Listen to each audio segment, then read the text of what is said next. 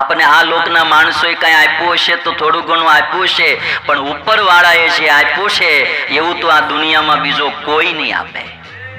ઉપરવાળાએ જે દીધું છે એના જેવું બીજું કોઈ નહીં આપી શકે. કેમ કેમ એ આપે છે કઈ ખબર પડતી નથી. એને જે આ દુનિયાની વ્યવસ્થા કરી દીધી. સૂર્ય જેવો સૂર્ય બનાવી દીધો, ચંદ્ર બનાવી દીધો, પૃથ્વી બનાવી દીધી, સાગર, નદીઓ, એક એક કોઈ પર્વત તો બનાવીને દે, હિમાલય એક તો કોઈ બનાવીને દે ભાઈ.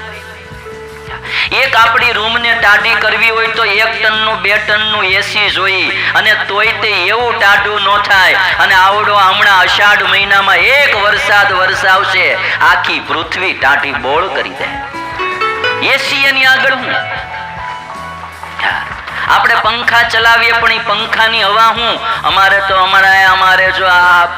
અમારે ઉમૈયાનગરમાં ઉતારો છે, હું અમારા સાધુને કહેતો શેર લોહી વધી જાય જોજો. મેં કીધું આપણા બધા પવન કેવો આવે, બોલા બારીઓ ખોલો એટલે અમે તો પહેલેથી જ આવ્યા ને પાવર ગયો. મેં કીધું આ તો મારે ભાઈ કરી, અને પાછો સવારથી સાંજ સુધી નો આવ્યો. પણ એમાં જે પવન આવતો હતો એ પવનને કારણે પાવરનો કાપ નડ્યો. કેવા પવન ઈશ્વરના, એ તમે શું ભાઈ. અમારે બાપુભાઈ ને બધા જે પ્રહલાદભાઈ ને બધા એ આ બધું બનાવે, બધું હવા ઉજાસનું બહુ સારું બનાવ્યું, મને ગમ્યું. એટલે આ ઈશ્વરની જે દેન છે એની આગળ કોઈ ન આવે. એ જે વૃષ્ટિ વરસાવે, આપણે નેરના પાણી ગમે એટલા આવે, મશીનના પાણી ગમે એટલા આવે, પણ એવા પાક ન થાય. અને મારો બાપલિયો વરસાવે, આખી પૃથ્વી લીલી છમ કરી દે. ઈશ્વરની દેન છે આ બધી. હીરા, સોના, ચાંદી, આ બધી ખાણો કોઈ માણાની બનાવટ નથી, આ બધી ઈશ્વરની દેન છે.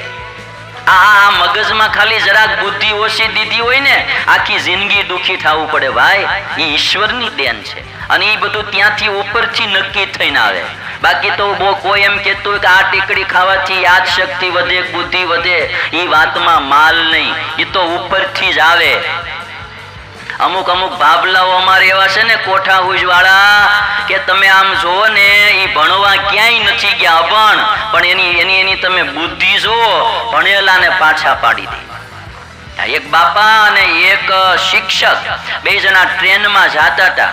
એટલે રન બહુ લાંબો હતો, એટલે શિક્ષકે કીધું કે બાપા આપણે કંઈક પ્રશ્નોત્તરી કરીએ, સમય વ્યતીત થાય.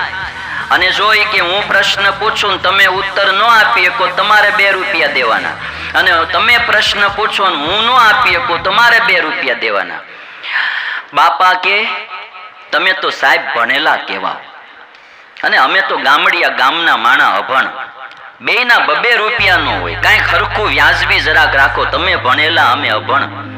તમે મને પ્રશ્ન પૂછો, હું તમને પ્રશ્ન પૂછું, જો તમે ઉત્તર ન આપી શકો તો તમારે 2 રૂપિયા આપવાના. અને હું તમને પ્રશ્ન પૂછું, તમે મને પ્રશ્ન પૂછો ને હું ઉત્તર ન આપી શકું, મારે રૂપિયો આપવાનો. સાહેબ કે હારું હાલો એવું રાખો કે તમે અભણ માણસ છો એટલે તમારે રૂપિયો દેવાનો, મારે 2 રૂપિયા દેવાના.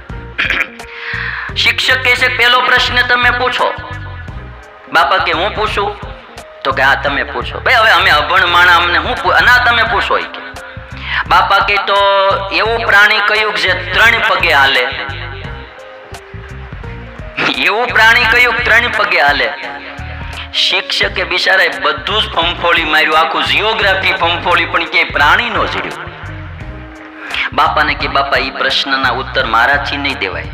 તો કે બાપા કે લાવો 2 રૂપિયા. એટલે ઓલા બિચારે 2 સિક્કા રૂપિયાના દીધા, બાપાએ લઈ લીધા. અને શિક્ષક કહે છે કે તો હવે મારો પ્રશ્ન પૂછવાનો આવ્યો ને? તો કે હા.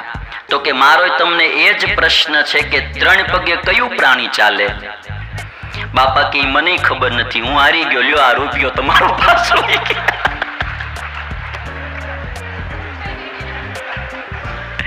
એ તો કે મને ખબર નથી, લ્યો આ રૂપિયો પાછો. એ રૂપિયો દઈને રૂપિયો બાપાએ ખિસ્સામાં નાખ્યો. આને શું કહેવાય? કોઠા હુજ. આ ઉપરથી હોય, ઈશ્વરની દેન છે. આ કૃષ્ણે ગીતામાં કીધું દદામી બુદ્ધિ યોગમ, બુદ્ધિ યોગ ભગવાન આપે છે. એટલા માટે ઈશ્વરની થોડીક આરાધના કરવી જોઈએ, એને રાજી કરવા થોડી જિંદગી જીવવી જોઈએ. અકબરના દરબારમાં તાનસેન બહુ સારો સંગીતજ્ઞ હતો. તાનસેન ગાતો એટલે અકબર બહુ રાજી થઈ જતો.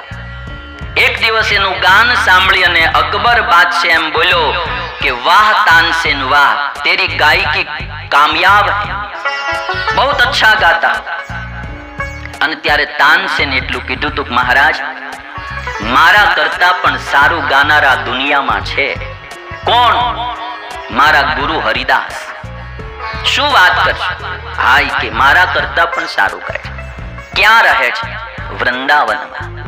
બોલાવે ને મારે એનું ગાન સાંભળવું છે.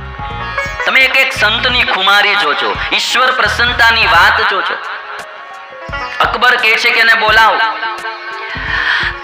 તાનસેન કહે છે કે મહારાજ રાજી રહેજો, મારા ગુરુ એમ તમને રાજી કરવા માટે અહીંયા નહીં આવે. અને એમાં પણ એને ખબર પડે કે અકબર બાદશાહ બોલાવે દિલ્હીનો, ખલાસ પછી તો આવશે જ નહીં. આપણે એનું ગાન સાંભળવું હોય તો મહારાજ ત્યાં જવું પડશે. અને પછી અકબર અને તાનસેન બંને ત્યાં વૃંદાવન આવે છે. તાનસેને કહ્યું કે રાજાના કપડા ઉતારી નાખો, ખબર પડશે કે બાદશાહ આવ્યો તો ગાશે નહીં. એ તો એક મારા હરિને રાજી કરવા માટે ગાય છે, ઠાકરને પ્રસન્ન કરવા માટે ગાય છે, બાકી એ ગાતા નથી. અને વૃંદાવન તો સાક્ષી પૂરે છે એવી કે જે આ વૃંદાવનમાં બાકે બિહારીનું મંદિર એ હરિદાસની માટે પ્રગટેલી મૂર્તિ છે, હરિદાસની માટે પ્રગટેલી મૂર્તિ છે. અને હરિદાસની પાસે તાનસેન ને અકબર આવે, ઝૂંપડીમાં જઈને બે બેઠા. ગુરુને આજ્ઞા તો થાય ને તમે ગાઓ, પણ એમ જેમ વાછડું ગાય પાસે આવે ને ગાય પરાહો વાળે, એ વાત્સલ્ય ભાવ એ ઈશ્વરનો મૂકેલો તમે જો ભાઈ. આખો દિવસ ગાય ચરવા ગયેલી હોય, એના આંચળમાં દૂધ ન હોય, પણ એનું નાનું એવું વાછડું, કદાચ એ ગાયની પાસે તમે આખા દુનિયાના વડાપ્રધાનને ઊભા રાખો, પરાહો ન વાળે, પણ એનું વાછડું પાસે આવે અને એનું દૂધ બધું નીચોવાય, આંચળમાં આવી જાય. જેમ વાછડું ગાય પાસે આવે ને ગાય પરાહો વાળે, એમ શિષ્ય પાસે આવ્યો અને ગુરુનું હૈયું હેઠથી ઉભરાણ અને કહે છે બેટા એક તાન સંભળાવો. અને તાનસેને હાથમાં તંબુરો લઈને ગાવાનું શરૂ કર્યું. માલકોન્સ રાગ ગાવાનો શરૂ કર્યો. ગુરુને કહેવાય તો નહીં, તમે ગાવ એટલે ગાતા ગાતા સાઈ કરીને એને ભૂલ કરી. ભૂલ કરી એટલે હરિદાસે એમ કીધું બેટા એમ ન હોય, લાવજો આમ ગવાય. અને પછી જે હાથમાં એ લીધો તંબુરો અને હરિદાસ ગાવા માંડ્યા. ગાન પૂર્ણ થયું.